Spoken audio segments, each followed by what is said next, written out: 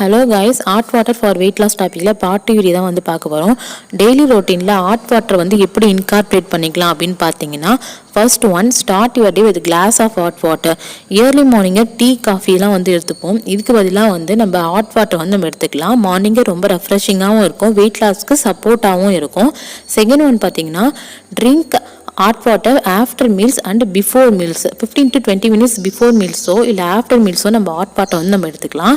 Third one பார்த்தீங்கன்னா, incorporate ginger, lemon or Lime.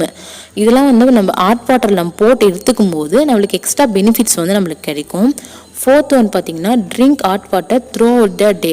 ரெகுலராகவே வந்து நம்ம டெய்லி 8 to 10 கிளாஸஸ் நம்ம வாட்டரை வந்து நம்ம எடுத்துக்கணும். இதுக்கு பதிலாக வந்து முடிஞ்ச அளவுக்கு நம்ம ஹாட் வாட்டராக வந்து நம்ம எடுத்துக்கலாம். இப்போ சொன்னது எல்லாமே வந்து ஒரு ஹேபிட்டாக வந்து நம்ம ஃபாலோ பண்ணணும். ஃபிஃப்த் ஒன் என்ன அப்படின்னு பார்த்தீங்கன்னா, drink hot water before exercise or walk பண்ணும்போதோ இல்லை பிஃபோர் எக்ஸசைஸ் பண்ணுறதுக்கு முன்னாடியோ ஹாட் வாட்டர் நம்ம எடுத்துக்கிறதுக்கு பார்த்தீங்கன்னா ரொம்ப பெனிஃபிட்ஸாக இருக்கும். தேங்க்யூ.